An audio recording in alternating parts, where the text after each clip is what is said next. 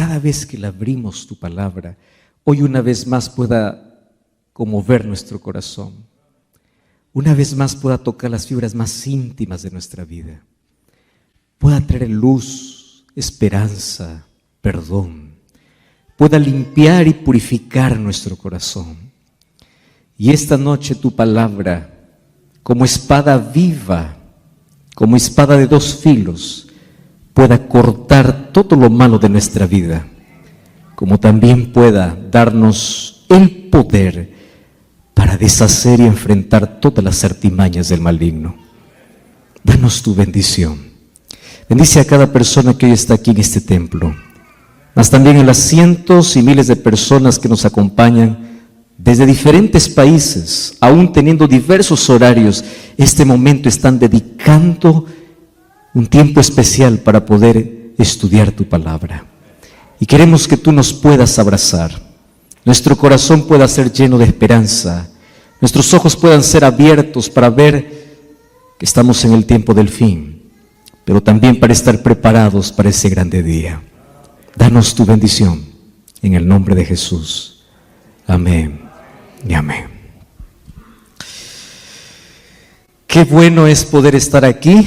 Este es nuestro segundo encuentro y hoy estamos listos para poder abrir la palabra del Señor. Y yo les dije ya en nuestro primer encuentro, que fue ayer, que durante toda estos días vamos a enfocarnos en solo 3 versículos, ¿verdad?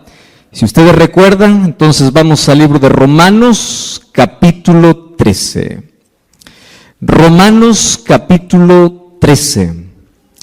Y vamos entonces allí a leer el versículo 11 y el versículo 12. Romanos, capítulo 13, versículo 11. Ayer ya nosotros comenzamos descifrando la primera parte, mas hoy una vez más vamos a leer. Dice el versículo 11: y esto, conociendo el tiempo, que es ya hora de levantarnos del sueño, porque ahora está más cerca de nosotros nuestra salvación que cuando creímos. La noche está avanzada y se acerca el día. Desechemos pues las obras de las tinieblas y vistámonos de las armas de la luz. Para hacer un breve repaso simplemente, ayer dijimos que nadie se despierta a menos que no conozca el tiempo. Conocer el tiempo es fundamental. Y en la Biblia nosotros tenemos a la profecía que nos marca exactamente en qué parte de la historia nos encontramos. Dentro del reloj profético, nosotros sabemos en qué momento estamos. Y ya repasamos algunas señales: ambiente religioso, ambiente político, ambiente social, ambiente natural, y la última señal que será la predicación del Evangelio. Y todo eso nos encamina hacia una orden. Y el apóstol Pablo dice: si conoces el tiempo, es hora de despertar, es hora de levantarnos. ¿Y de qué manera nos despertamos? ¿Recuerdan ustedes que habían 3 parábolas en el cual hicimos un énfasis especial? Mateo capítulo 25, 10 vírgenes, parábola de los talentos, de las ovejas y los cabritos. Preparación espiritual, preparación misional y preparación a través del servicio. Mas todo eso nos tiene que llevar a un reavivamiento y a una reforma. Y el reavivamiento comienza con oración, se sostiene con oración. Los cristianos hoy necesitamos volver a lo básico, a las vocales, al ABC, aquello que es fundamental. Ayer dijimos de que de nada sirve todas las cosas que podamos hacer para Dios, en nombre de Dios, pero sin Dios. Y es triste. ¿Por qué? Porque es fácil hablar de Dios, pero qué difícil es hablar siempre con Dios. Una cosa es hablar de Dios y otra cosa es hablar con Dios. Y tenemos muchos que hablan de Dios. Y nosotros somos llamados para hablar de Dios.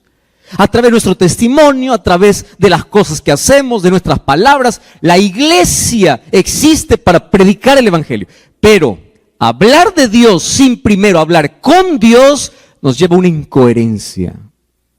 Entonces cuando vamos a la gente y le decimos, ven, Jesús transforma la vida, él viene y me mira y dice, ¿qué vida? Vamos a la gente y decimos, ven, Jesús te da paz, pero la gente te ve turbada. Vas a la gente y te dice, ven, porque Jesús es alegría, y tú estás amargado. Entonces, ¿qué tipo de evangelio? ¿Qué cosa estamos dando a las personas? Entonces, despertar del sueño representa un reavivamiento, y ese reavivamiento trae una reforma, porque obviamente cuando cambia la mente, cambian los hábitos, cambia lo externo. Y dijimos que lo peligroso es que hoy estamos tan preocupados solamente en el maquillaje espiritual, menos en un cambio real. Cuando el cambio tiene que venir de adentro hacia afuera, no de afuera hacia adentro. Bueno, pero hoy nos ha tocado la tercera parte. ¿Y cuál es la tercera parte? Desecha las obras de las tinieblas y vístete de las armas de la luz. Así que hoy voy a comenzar hablando sobre un asunto que a todos nos compete. Miren, el problema no es estar en las tinieblas. El problema es conocer la luz y jugar con las tinieblas. Voy a explicar esto de nuevo porque en base a esto vamos a hablar muchas cosas hoy.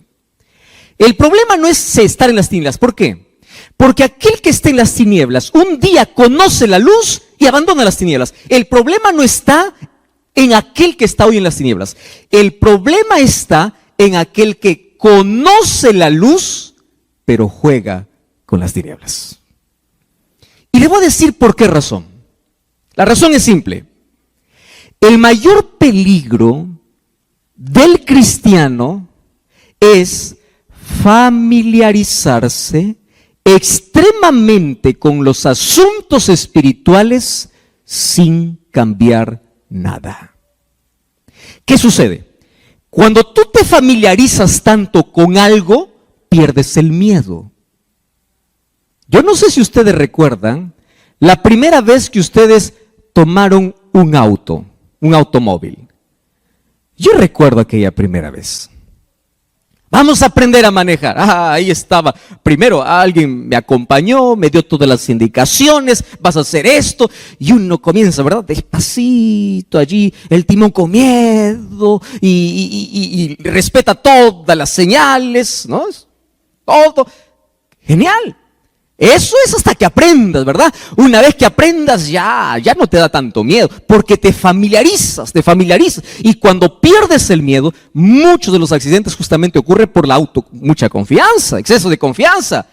Aquí te dice manejar, bueno, yo voy a hablar en el lenguaje que yo conozco, aquí son millas, pero allá 80 kilómetros por hora, aquí 80, yo puedo manejar 120, ¿no? Puedo, ¿por qué? Autoconfianza. Cuando te familiarizas demasiado, tú confías mucho. ¿Qué sucede? Eso sucede en la iglesia en el asunto espiritual. ¿Hay que orar? Sí, hay que orar. Dime un concepto de oración. Conozco todos los conceptos de oración. Dime las 28 doctrinas. Conoce las 28 doctrinas. Dime la profecía. Conoce la profecía. El asunto es, conoces tanto de la luz, pero juegas con las tinieblas. Ese es el problema. Conoces tanto. ¿Y saben qué cosa es lo triste? Hoy tenemos probablemente un fenómeno que hay gente que conoce de reglas, gente que conoce de normas, gente que conoce de doctrinas, gente que conoce de profecías, pero gente que no conoce a Jesús. Conoce de todo, menos a Jesús. Tiene tanto conocimiento. Entonces el problema es que cuando tú te familiarizas tanto con un asunto sin cambiar, hay una palabra que a mí me da mucho temor, y es la palabra insensibilidad. ¿Y saben qué cosa es lo que yo entendí? Cuando yo veo el libro de Apocalipsis y el mensaje que Cristo da para las iglesias, el corazón más duro no está fuera de la iglesia. El corazón más duro está dentro de la iglesia. Tanto así que cuando Jesús dice, he aquí yo estoy a la puerta y llamo, ese texto bíblico no se aplica a aquel que está afuera. Ese texto se aplica a la iglesia. ¿Dónde está? Aquí estoy a la puerta y llamo. Apocalipsis 3:20. Apocalipsis 3, ¿de qué habla? Un mensaje a las 7 iglesias. ¿Para qué mensaje era? He aquí yo estoy a la puerta y llamo. Para la última iglesia. ¿Cómo se llama la última iglesia? La Odisea. ¿Quiénes forman la iglesia de la Odisea? Nosotros. Entonces, el llamado no es de Jesús a aquel que anda en las tinieblas. He aquí yo estoy a la puerta y llamo. No, no, no. He aquí yo estoy a la puerta y llamo es aquel que conoce la luz, sabe de la luz, pero Cristo sigue fuera. ¿Y saben qué es lo triste? Cuando uno se acostumbra a escuchar la voz de Dios sin hacer nada para cambiar, ¿sabes qué pasa? Sucede más o menos como cuando tú te vas a trabajar al campo. Yo no sé cuántos de ustedes conocen la vida del agricultor. Yo crecí en la agricultura porque mi padre fue agricultor. Conozco muy bien el proceso de la siembra hasta la cosecha, el sacrificio que hay que tener para sacar un grano de arroz. Imagínalo, para sacar una papa, un tomate, todo ese proceso. Pero si tú tocas la mano de un agricultor, tú vas a ver que la mano del agricultor es una mano áspera, dura, pero no se volvió dura de la noche a la mañana. Fue un proceso. Aquella mano áspera y dura un día fue mano suave. Pero ¿qué cosa hizo que se endurezca? Todos los días haciendo lo mismo. Pala y machete y barreta y pico y todos los instrumentos que se usan. Entonces la primera vez duele. Escucha lo que estoy diciendo. La primera vez duele. La primera vez toca tu corazón. Duele. Y tú dices quiero cambiar. Pero tú insistes en las tinieblas. Y de allí sigue y sigue y sigue. Hasta que llega a endurecerse. Y esto es lo preocupante. El corazón más duro está dentro. ¿Por qué? Porque cada vez que va al templo, a veces dicen, ¿quién va a predicar? Fulano tal, ya. Ese sermón ya lo escuché. Ese tema ya sé. ¿Te acuerdas tú la primera vez que escuchaste un mensaje? Te emocionaste, lloraste. La segunda vez, más o menos. Tercera vez, ya no. Cuarta, no te duele. Entonces, si es que Dios te brinda luz, es para que camines en la luz.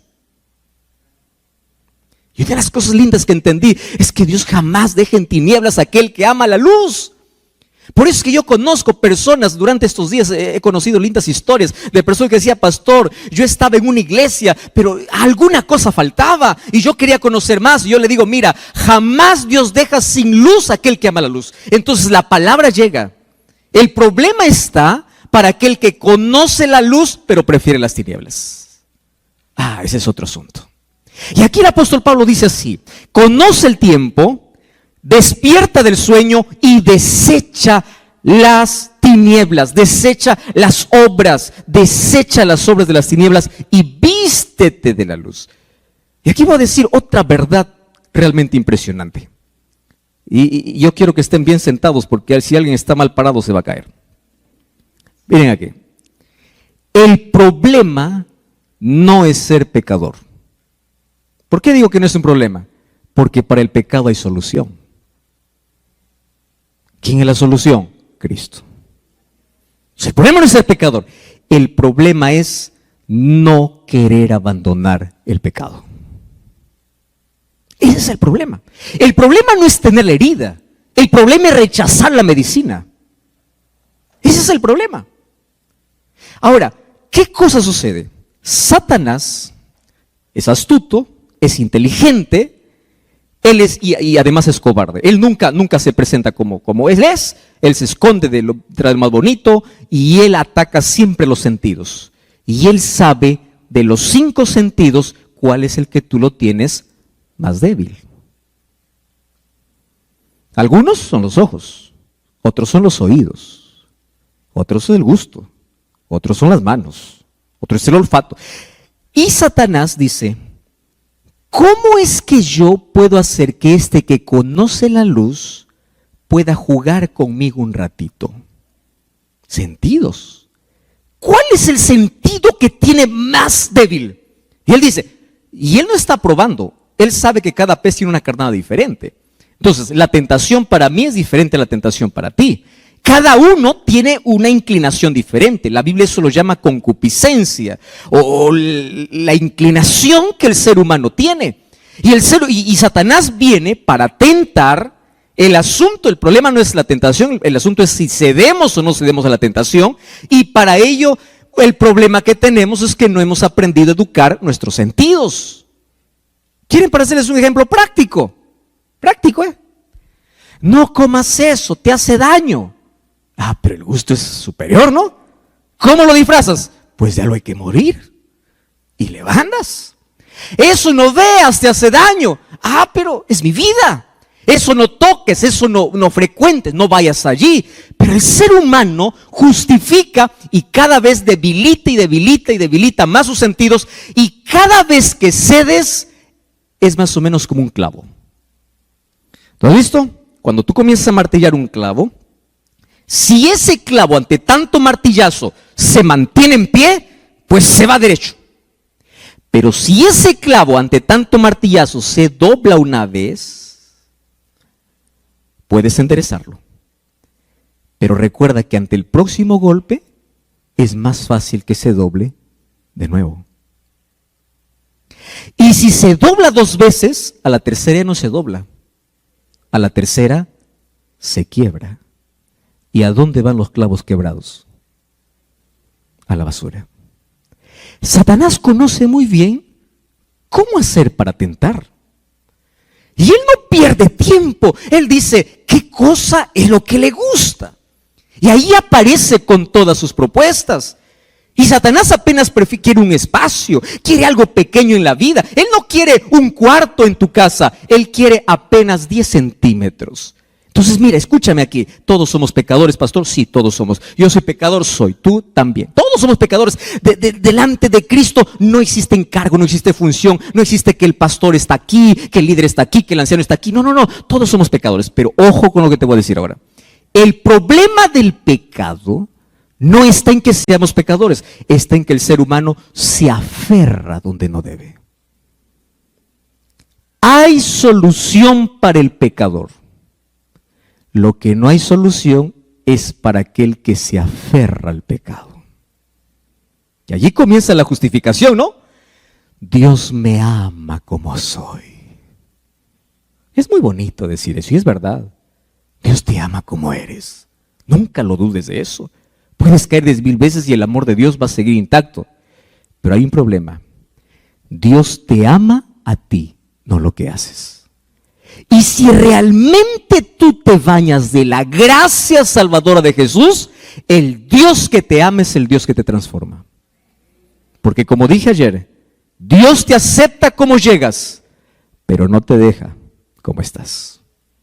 Puedes llegar como el pródigo, andrajoso, pero cuando llegas a Él sí te cambia el vestido. Él te transforma. ¿Y Satanás qué cosa busca? Ensuciarnos para ceder y ceder y ceder. Esa figura la encontramos desde Faraón. Un día cuando Moisés dijo, el pueblo necesita ir a adorar, Faraón dijo, vayan solo los muchachos, o dejen sus muchachos, vayan solo los adultos. Y ahí me encanta porque en el libro de Éxodo capítulo 10 versículo 26, Moisés le mira a Faraón y le dice así, no te equivoques, Faraón, nosotros vamos a adorar a Dios, vamos con nuestras mujeres, con nuestros hijos, vamos con lo que tenemos. Aquí en Egipto no quedará ni una pezuña. ¡Qué valentía! Eso significa, contigo no hay negociación. Si nosotros tuviésemos esa valentía para decir al diablo, contigo no negocio, para ti no queda ni una pezuña, no significa que dejas de ser pecador. El asunto es que cada vez que viene a tentarte, tú no te aferras al pecado. ¿Están entendiendo? Todos somos pecadores. El problema es aferrarnos. Desechemos pues las obras de las tinieblas. ¿Y por qué tenemos que desechar? Alguien puede preguntar, pastor, ¿y eso qué tiene que ver con los eventos finales, no? Porque durante esta semana estamos hablando sobre las cosas que ocurrieron en el tiempo del fin. No saben por qué. Porque es ahora que si no aprendemos a desechar las obras de las tinieblas, muy pronto vamos a pasar por una situación más complicada. Miren lo que dice el libro de Lucas capítulo 22, versículo 31 y versículo 32. Dice así: dijo también el Señor. Yo voy a pedir que ustedes lean la parte en rojo y yo voy a leer solamente lo que está en negrito. ¿Está bien?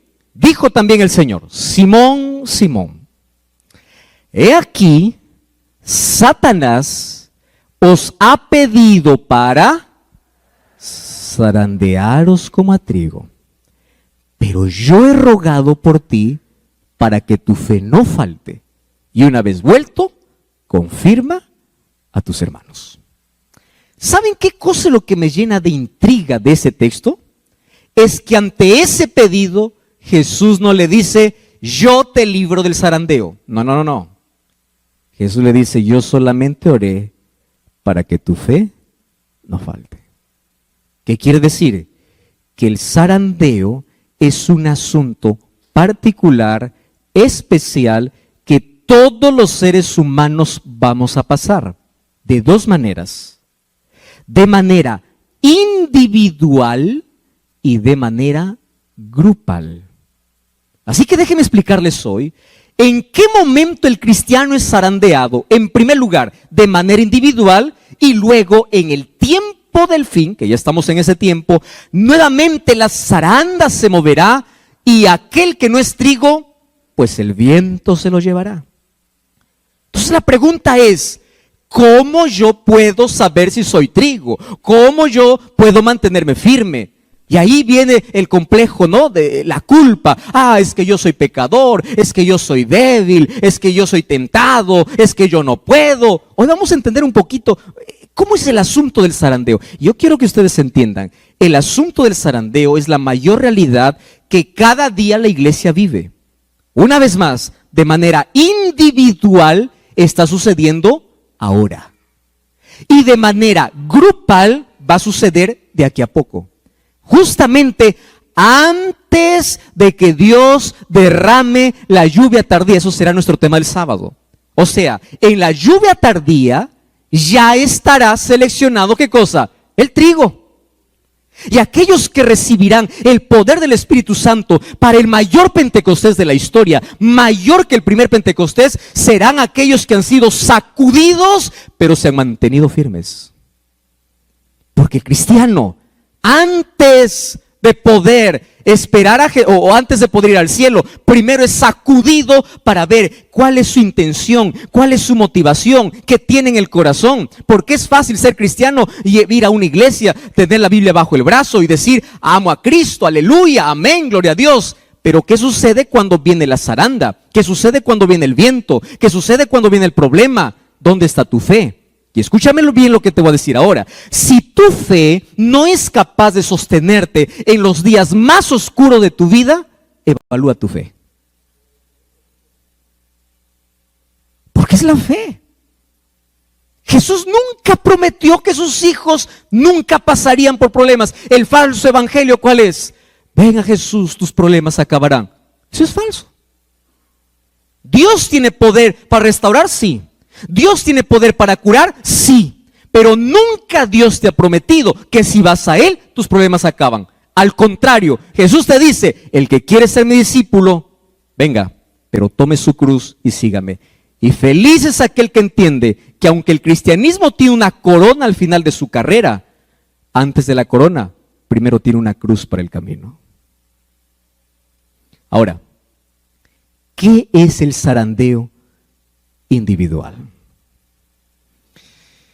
Aquí vamos a responder algunas preguntas. Primero, ¿quién produce el zarandeo? Según el texto que hemos leído, Jesús dice, Satanás ha pedido. Pero en esta tarde vamos a entender que el zarandeo individual tiene dos dimensiones. La primera dimensión se llama el zarandeo producido por Dios mismo. Pastor, ¿es posible que Dios pueda zarandear? Sí. ¿Y a qué lo llamamos el zarandeo divino? El zarandeo divino es el proceso por el cual Dios quiere hacer brillar su carácter en tu vida. Y lo voy a hacer en 2 ejemplos. Dice que una vez se le preguntaron a un joyero, ¿cuándo es que el oro es oro puro? Y el joyero respondió lo siguiente: cuando puedo ver mi rostro reflejado en el oro. Pero para que el oro pueda reflejar el rostro de aquel que lo tiene que pasar por un proceso. Y ese proceso se llama fuego.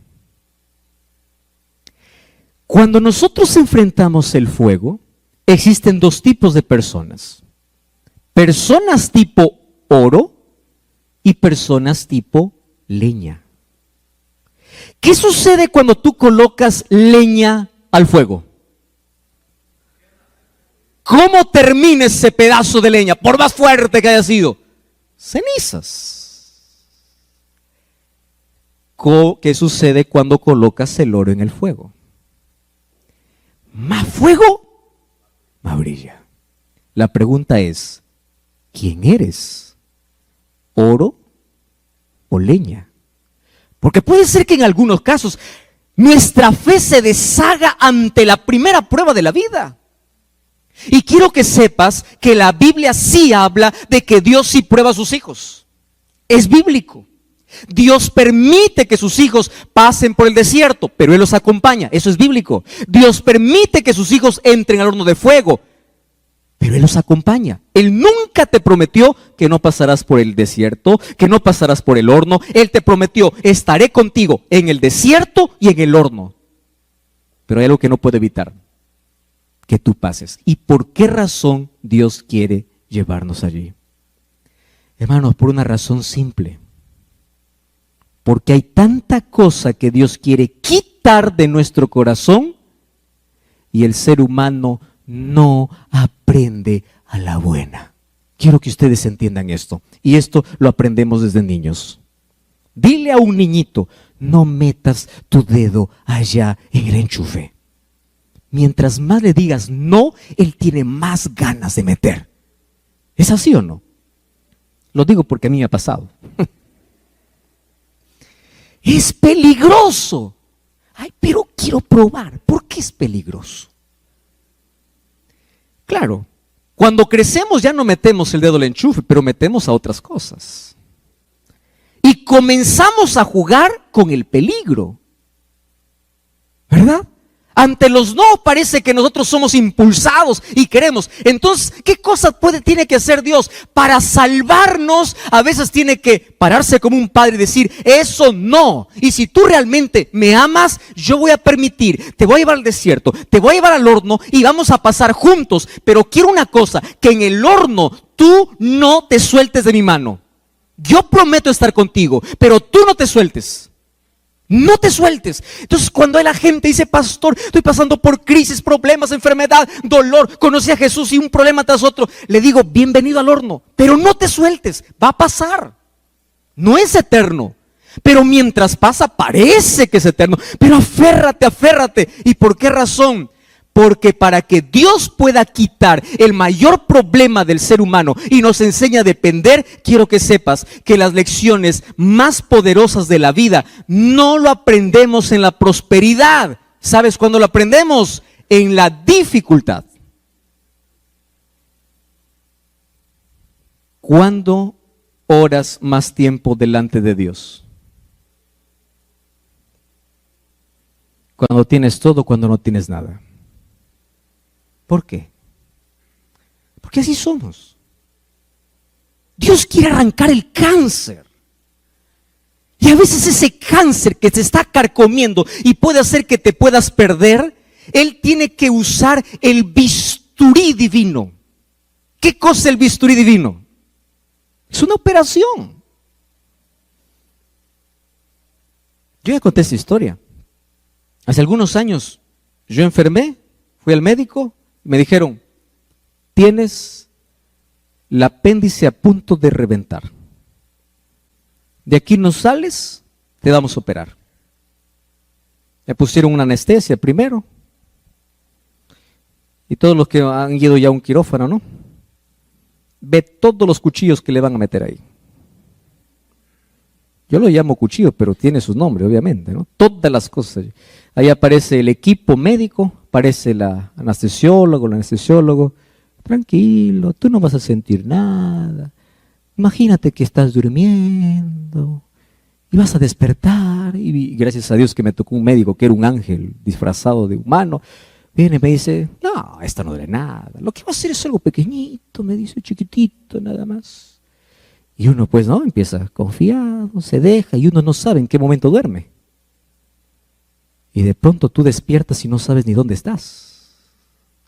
Solamente sabes que estás cubierto, ves a otro que está en la misma condición que tú y tú reaccionas y dices, ¿morí o estoy vivo? ¿No? Porque estaba también echado igual que tú. Hasta tomar conciencia no te duele. Pero después va pasando la anestesia y de pronto comienzas a sentir como si en ese momento estuviesen introduciendo, ¿verdad?, ese bisturí. Pero ¿sabes qué cosa es lo curioso? Es cuando termina la operación, tú eres capaz de poder besar al doctor y decirle, gracias doctor, gracias doctor, gracias doctor. Y tú luego razonas y dices, ¿por qué le agradezco? Porque me cortó. ¿Qué cosa hizo? Cortarte. Ah, sí. Era necesario hacer un corte para quitar lo que te iba a matar. ¿Estás entendiendo? Entonces, ¿qué cosa hace Dios? Dice, hijo, tú tienes un cáncer en el alma. Tu orgullo te va a hacer perder. Tu egoísmo, tu pecado, aquello que te estás aferrando. Entonces, ven aquí, yo te voy a hacer una operación. Mira, te va a doler un poquito, pero va a cerrar. ¿Te acuerdas de Nabucodonosor? Nabucodonosor, después de volver de 7 años de estar viviendo como animal, ¿qué cosa dijo en Daniel capítulo 4? Engrandezco a Dios, alabo a Dios, gloria a Dios. Y tú dices, ¿pero por qué lo agradece? Porque él entendió que lo que necesitaba, ¿qué cosa era? Una cirugía divina.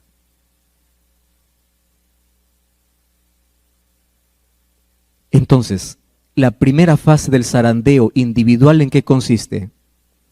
En que las pruebas son necesarias. Entonces, cuando te vaya así todo mal, parece que Dios no te escucha. ¿Viste? Aquella sensación que el ser humano tiene, ¿no? Pastor, Dios ya no me escucha. Y a mí me duele. ¿Sabes por qué? Porque yo también lo he sentido. Llega un momento en la vida en que te va mal y mal y mal y mal y parece que oras y Dios parece que está en silencio, en silencio. Y ahí aprendí una cosa: el cristiano aprende a vivir no confiando en lo que siente, sino aprende a vivir confiando en las promesas de Dios. Porque si tú solamente dices, no siento, yo no imagino a David escribiendo Salmo 23 así: cuando ande por el valle de sombra y de muerte, yo sentiré que tú estás conmigo. No. Él dice así: cuando ande por el valle de sombra y de muerte, no temeré, porque tú estás. Aunque no lo sienta, tú estás. Es eso la fe. La fe no es sentir, la fe es creer. Entonces, cuando pases por el bisturí, cuando pases por el fuego, cuando pases por el desierto, no esperes sentir, cree, Dios está. ¿Y qué cosa el zarandeo? Mi fe se fortalece en el dolor, mi fe se fortalece en la prueba. No es que ante el primer problema, ya caigo, ya me desanimo, ya me voy a dar la vuelta a Dios, ya doy la espalda a Dios. No. El zarandeo individual hecho por Dios tiene que ver para probar cómo está tu fe. Te voy a decir un ejemplo bien práctico para que me entiendas mejor. ¿Recuerdas tú al joven rico? El joven rico un día se acercó a Jesús y le dice: maestro bueno, ¿qué haré para heredar la vida eterna? Y Jesús lo zarandea. ¿Cómo lo zarandea Jesús? Le dice así: primero, ¿por qué me llamas bueno? Bueno solo Dios, reconozco que yo soy Dios. Y luego cambia, le dice solamente maestro. ¿Qué voy a hacer? ¿Los mandamientos guardas? ¿Y qué cosa respondió el joven? Muy bien. Una cosa te falta. No le dice que sea pobre.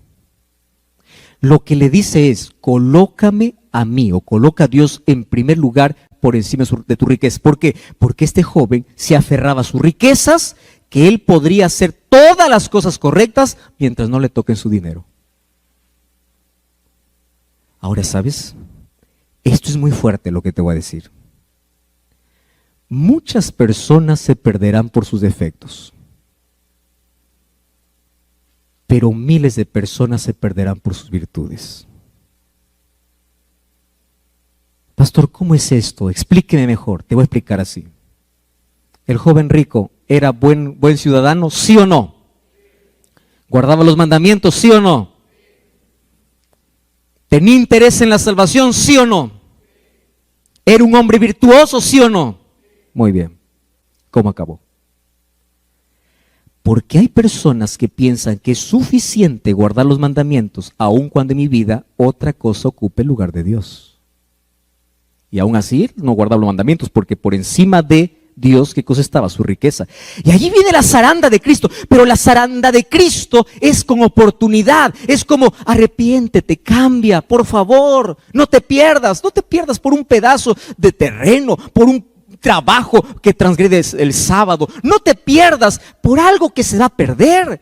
Luego acumulas, te mueres para quien queda. Pero mira, sígueme, colócame a mí en primer lugar. ¿Qué cosa estás haciendo? Entonces viene la zaranda como diciendo, arrepiéntete, cambia. Tú tienes muchas virtudes, pero no confíes en tus virtudes, porque lo que salva no son las virtudes, es la gracia, es colocar a Cristo en primer lugar, es un relacionamiento con Cristo. De eso depende la salvación.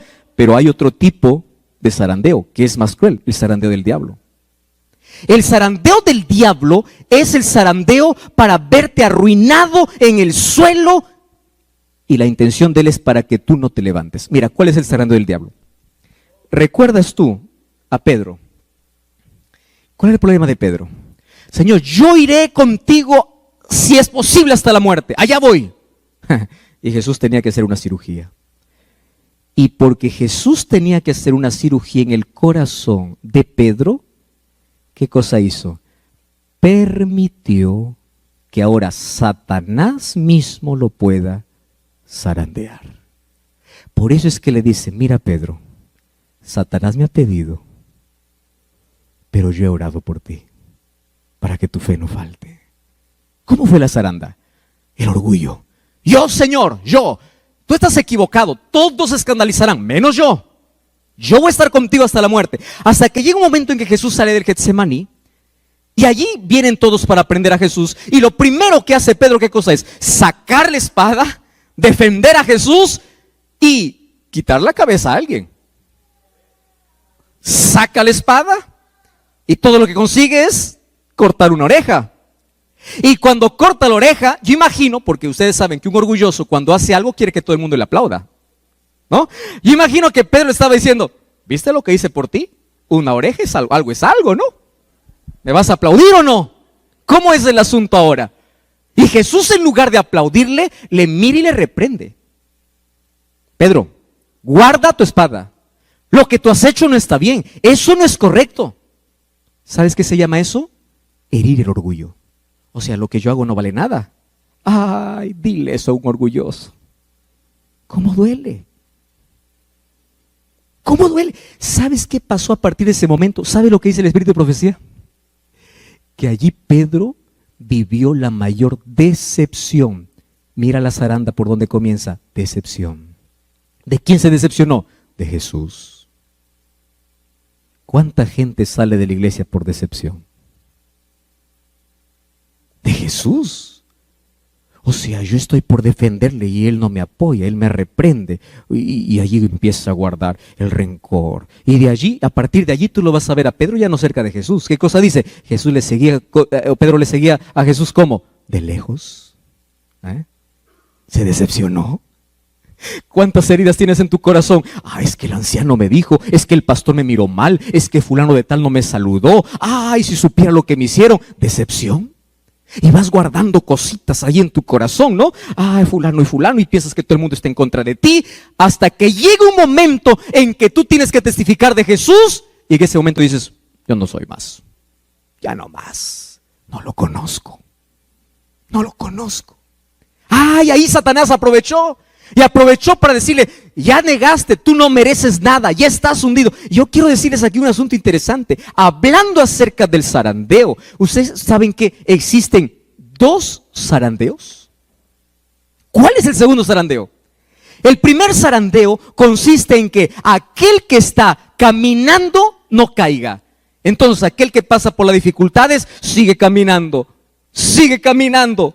llora, grita, pero sigue caminando y no cae. ¿Correcto? Entonces pasa el primer zarandeo. Pero el segundo zarandeo es más complicado. El segundo zarandeo está para aquel que cayó. Y aquí encuentro la parte más bonita. Ustedes saben que aquel que cayó también es zarandeado, pero el doble. ¿Y por qué razón? ¿Cuál es el zarandeo del que está caído? No te levantes. Ese es el zarandeo. Yo quiero decirte una cosa. No te preocupes si caíste en la vida. Voy a hablar para alguien que está mirándome allí del otro lado. Tú dices, pastor, yo ya fallé, yo soy resentido, yo salí de la iglesia, yo abandoné mi fe. Tranquilo, hay oportunidad para ti. Es verdad que el primer zarandeo caíste, correcto, todos los seres humanos caemos. Es más, quiero decirte que el cielo estará lleno de personas que cayeron. Pero escúchame una cosa, del segundo zarandeo es donde tú no debes quedar. Y el segundo zarandeo consiste en que tú debes eliminar de tu cabeza la voz del diablo que te dice, vas a volver a caer, no vuelvas, no insistas, ¿para qué? Tú no sirves para ser cristiano, no vuelvas a la iglesia porque todos te van a mirar mal, no vuelvas a la iglesia porque tú eres un miserable, no vuelvas a Jesús porque tú ya te hundiste en la vida, tú no mereces el perdón de Dios, Dios dejó de amarte. Ese es el segundo zarandeo, porque el diablo al que está caído, él no se contenta con verlo caído, él se contenta cuando el que está caído dice, me rindo. Desisto. Allí perdió su batalla el diablo. O allí ganó su batalla el diablo. Tú sabes que al diablo le interesa que el cristiano caiga, sí le interesa. Pero más le interesa que el cristiano que cae no se levante. Porque la victoria de Satanás no está en hacer caer. Porque aquel que está caído puede levantarse por la gracia de Jesús y en el nombre de Dios puede transformar su derrota en victoria, como sucedió con Pedro.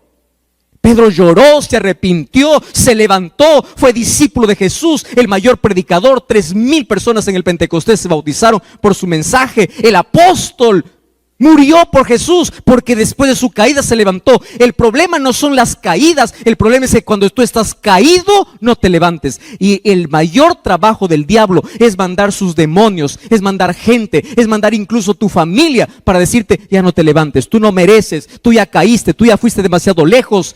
¿Por qué? La segunda zaranda lo hace el enemigo para hacerte, para que estés caído, pero el Espíritu Santo aparece, levántate, levántate, levántate. Estoy hablando para alguien que hace mucho tiempo está escuchando la voz de Dios. Vuelve, regresa. Es el Espíritu Santo usando un predicador, usando un libro, usando este medio de comunicación. Es el Espíritu Santo hablando a tu corazón. Vuelve, levántate, porque Satanás no está tranquilo. Satanás no está feliz solo porque caíste. Satanás estará feliz cuando tú digas, yo no sirvo para ser cristiano. Y te quedes allá afuera. Allí será la mayor victoria de Satanás. Pero mientras te caes y levantas, habrá oportunidad para ti. Habrá. Entonces el zarandeo de manera individual tiene que ver con un zarandeo que uno puede ceder ante una debilidad, puede caer. Pero el segundo zarandeo está en si me quedo o me levanto. Y aquel que se levanta vuelve nuevamente a ser trigo. Vuelve nuevamente a los brazos del Señor. Vuelve nuevamente. ¿Sabes qué? Para decirlo de manera más didáctica, Satanás usa 3 Ds para poder destruir al ser humano. Primera D, duda. Repite conmigo. ¿Cuál es la primera D que usa el diablo para destruir? Duda. Segunda D, desánimo. ¿Cuál es la segunda D? Desánimo. Y tercera D, desiste. Desistir. Ya me caí, Yo no puedo luchar con este pecado. Yo siempre caigo. Levántate. La vida es de caídas y levantadas. Y en una de esas, vístete de la gracia de Cristo, aférrate a Cristo, no abandone el pecado y dile: Señor, yo no puedo, yo soy débil, pero tú puedes hacer lo que yo no puedo. Y el Señor va cambiando, va transformando tu carácter, tu vicio, tu problema, tu gusto, tu preferencia. No hay nada que Dios no pueda cambiar. El asunto es que no te quedes allí, porque de ese primer zarandeo tú puedes levantarte y convertir tu mayor derrota en tu mayor victoria. Claro que puedes. Porque ¿qué sucede? A aquellos que no están preparados para eso, va a venir un segundo zarandeo. Y ese zarandeo es el zarandeo en conjunto para toda la iglesia. ¿Saben cuándo ocurrirá esto? No es que ocurrirá. Ya está ocurriendo.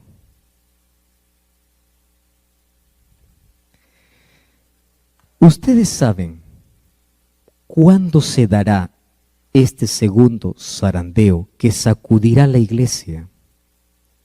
Y se verá la mayor apostasía de todos los tiempos. ¿Qué cosa es apostasía? Miles de personas abandonarán su fe. Y aquellos que un día parecían estar firmes se volverán en enemigos del pueblo de Dios. Pero saben, yo encontré un texto que a mí me impactó mucho y dice así: aquellos que caerán en el zarandeo serán aquellos que tuvieron una experiencia superficial con Dios. Por eso es que yo insisto desde ayer, 40 años en la iglesia no significa nada a menos que tú no pases tiempo con Dios. Y acá hay una frase que quiero que se te quede en la cabeza. Cristianismo no se cuenta los años que estuviste en la iglesia, sino el tiempo que pasaste con Dios. Eso es cristianismo. Entonces aquellos que no tienen una experiencia real y profunda, caerán en conjunto. Ahora estamos hablando en conjunto. ¿Cuáles son las cosas por las cuales caerán? A mí me encanta porque dice que cuando el creyente ora, los ángeles vienen para poder levantarlo.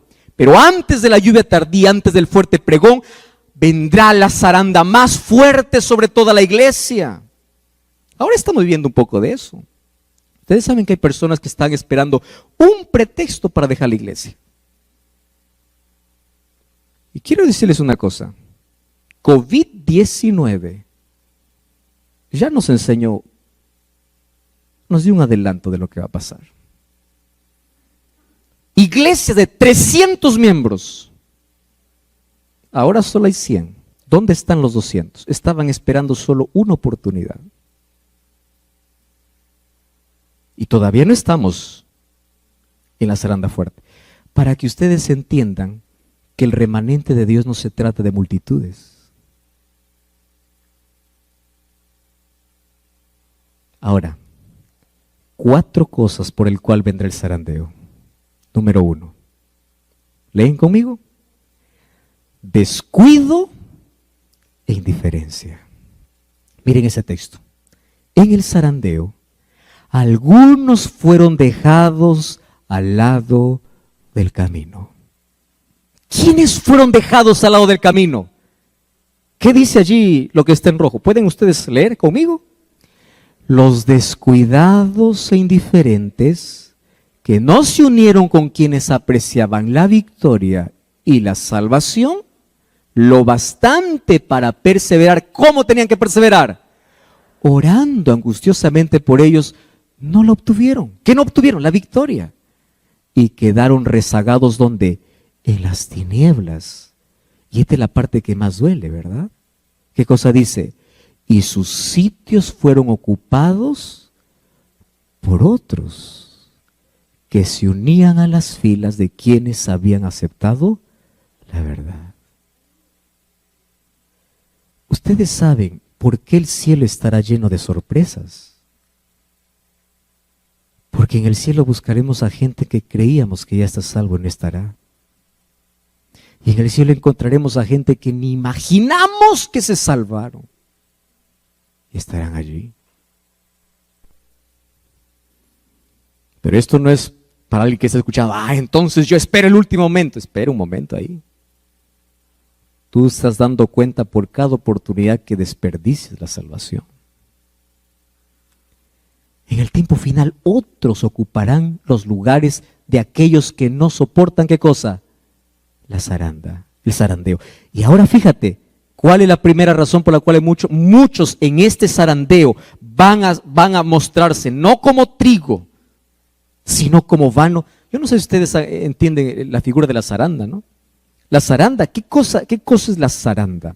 La zaranda es un instrumento que se usa para poder separar el trigo de todo lo que no es. Puede ser vano, puede ser solo fruto, o la espiga no dio fruto. Los que sembramos o los que conocemos del arroz, existe un asunto que no es la zaranda, sino es ventear, cuando después de poder cosechar, colocas en una carpa todos los granos y comienzas con alguna cosa a ventear. Es el viento que lleva todo lo que no es grano. Entonces sucede en la iglesia lo mismo. Van a venir tempestades. Y ustedes van a escuchar de aquí a poco tempestades dentro de la iglesia. Y personas que estuvieron allí mirando solo al anciano, mirando al pastor, se van a decepcionar. Porque las personas no aprendieron a mirar a Jesús. Las personas por descuido, indiferencia, serán llevados por el viento. Número 2. ¿Qué cosa dice? Persecución y ley dominical. De esto vamos a hablar un poquito mañana. Pero apenas un adelanto. Todos los que me siguen, dijo Jesús, padecerán persecución. Y la ley dominical no es un asunto lejano. ¿Qué cosa es la ley dominical? De aquí en poco, en breve, se van a unir dos poderes sobre la tierra para poder declarar que toda la humanidad pueda guardar un solo día de descanso. ¿Ustedes lo ven eso lejano? No. Les voy a dar un ejemplo simple. Averigüen allí en internet, o si ustedes, yo tengo el libro en físico, la encíclica del Papa Francisco, que se llama Laudato Si. Así se llama. ¿Saben qué dice Laudato Si? Vamos a trabajar para cuidar el medio ambiente, cuidar nuestra casa. ¿Suena bonito el discurso o no? Claro. Lo acepta el religioso y también el que no es. ¿Quién puede estar en contra de cuidar la naturaleza? Nadie. Pero ¿saben qué propone? Necesitamos descansar un día a la semana. ¿Y qué día? Domingo. Ahora, esto cada vez se va a venir con mayor fuerza. Y aquellos que quieren ser fieles a la palabra de Dios, sabiendo que Dios tiene un solo día, ¿qué van a hacer? Perseguidos. Pero esta ley no vendrá primero como imposición, primero vendrá como ofertas. Y allí ocurre el zarandeo de manera global. Imagínate, mañana viene tu jefe y te dice así: mira, a partir de esta semana, yo te voy a duplicar el sueldo si tú ahora trabajas el sábado. ¿Cuál sería tu respuesta? Gloria a Dios, y así sería. Porque allí, ¿qué cosa está haciendo? Zarandeado. O es Dios o es el dinero. ¿Verdad? Exactamente. Ahora, ¿pero qué me dices de personas que ahora ya están negociando su fe? Ahora. Entonces serán los primeros en aceptar las ofertas. Primeros. Pero luego vendrá una imposición. Y la imposición será: si no haces esto, tú vas a ser despedido. Y hay mucha gente que dice: pues Dios comprenderá. ¿Verdad? Y en nombre del Dios comprenderá, van a romper todos los principios bíblicos. Ahora, ¿qué cosa sucederá? Allí, escuchen aquí, será la mayor zaranda, el mayor zarandeo. ¿Por qué? Porque miles y miles y miles de personas preferirán puestos, trabajo, dinero, posición, antes que obedecer a Dios. para que cuando llegue ese día tú puedas tener claro cuál es tu respuesta. Ahora vienen pequeñas pruebitas. ¿Te ha pasado o no? Pequeñas. ¿Eres fiel allí? Tercero, rechazo al mensaje de la Odisea. Miren, en persecución y ley dominical, pronto los hijos de Dios serán probados por intensas pruebas, y muchos de aquellos que ahora parecen ser sinceros y fieles, que dice allí, resultarán ser vil metal. En vez de ser fortalecidos y confirmados por la oposición, las amenazas y los ultrajes, se pondrán cobardemente del lado de los opositores. Tercero, rechazo a la Odisea, al mensaje de la Odisea. Los que perseveran en su, ¿qué cosa dice allí? Indiferencia. Y no reciben la amonestación de Cristo en el mensaje de la Odisea, ¿qué cosas serán? Vomitados. ¿Qué significa vomitados? Despedidos del cuerpo de Cristo, ¿cuándo? En el tiempo del zarandeo. ¿Qué cosa está diciendo? ¿Cuál es el mensaje a la Odisea? No juegues a ser cristiano. ¿Cuál es el mensaje a la Odisea? Ojalá fueses frío. O eres caliente, pero no eres ni frío ni caliente. ¿Qué cosa eres? Tibio. Estás en medio. Dices una cosa, haces otra cosa. El sábado vienes a la iglesia, cantas al Señor, con esa misma boca que alabas al Señor, el domingo estás insultando. Estás maltratando. Tibio. Rechazo el mensaje por la indiferencia. El asunto es que se acostumbraron a escuchar tantas veces el mensaje de Dios, y lo peor es que ellos se conformaron con su estado espiritual. Hay gente que se conforma. Así será, pues. Así. Así moriré, pastor. Así. No hay cambios. Finalmente, fíjense lo que dice aquí. Conocimiento superficial. ¿Qué es conocimiento superficial? En lo porvenir, las supersticiones satánicas, ¿qué cosa dice? Cobrarán formas nuevas. El error será presentado de un modo agradable y halagueño. Falsas teorías revestidas de luz serán presentadas al pueblo de Dios. Así procurará Satanás engañar a los mismos escogidos, si fuera posible. Eso dijo Jesús en Mateo 24.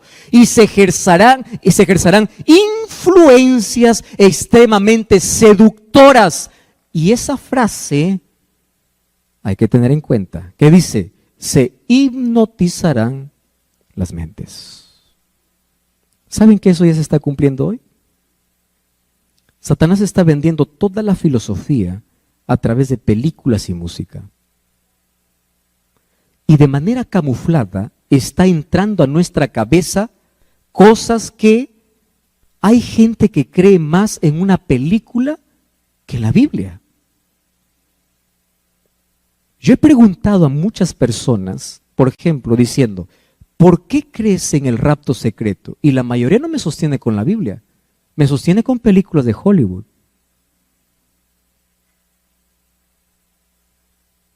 ¿Y saben qué cosa es lo triste? Que las personas que no están fundamentadas en la palabra, porque no tienen un conocimiento profundo sino superficial, son personas vacías. Y a mí me preocupa porque incluso dentro del pueblo de Dios existen personas que dicen así. Así dice el pastor, así dice la iglesia. Así dice el anciano. Eso me preocupa, porque nuestra palabra tiene que ser: así dice Jehová. Así dice la Biblia. No es lo que diga alguien. Lo que diga alguien tiene que confirmar lo que la Biblia dice. Pero hay tantos grupos hoy que se desunen a la iglesia. Que este color, que así, que el peinado así, que la caminada así, que el rostro así, que esto así, esto no me gusta, que esto sí me gusta. ¿Quién dice? Así dice el pastor fulano, así dice el pastor. No. Así dice la palabra.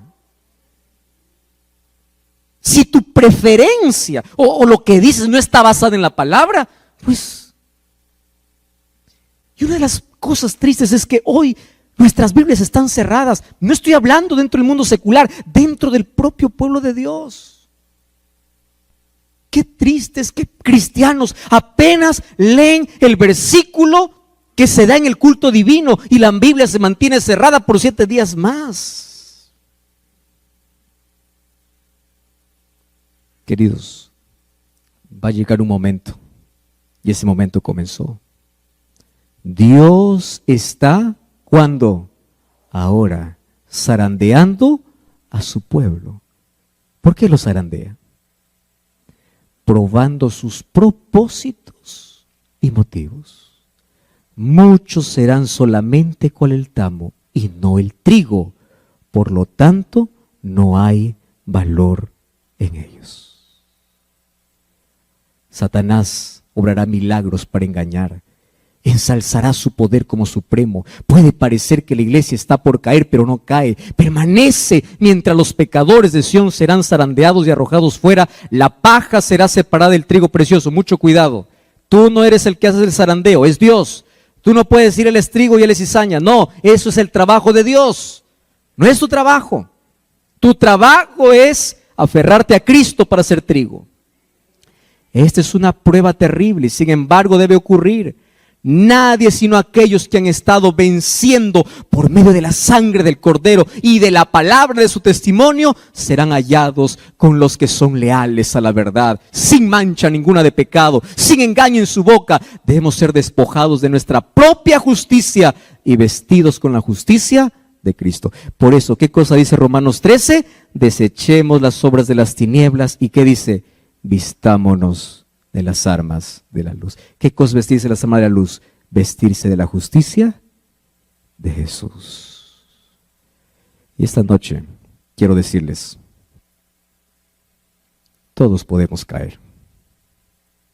El apóstol Pablo decía, el que piense estar firme, mire que no caiga. Nunca te escandalices por el error de tu prójimo. Nunca. Nunca apuntes con el dedo el pecado de alguien sin antes haber orado y conversado con él con amor. El que piense estar firme, mire que no caiga. La única manera de mantenernos en Cristo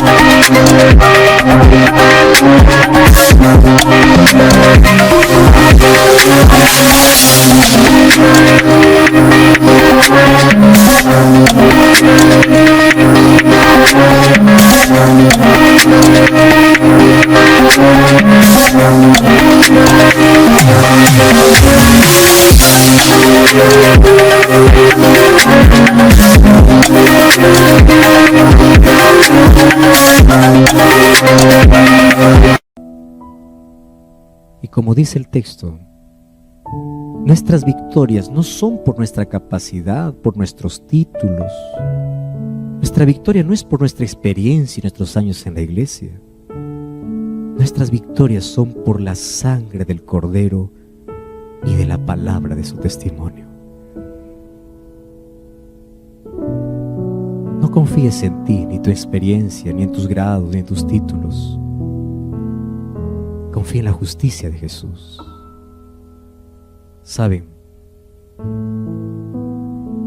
El libro de Santiago capítulo 4 versículos 7 y 8 dice así: someteos a Dios, resistid al diablo y él huirá de vosotros.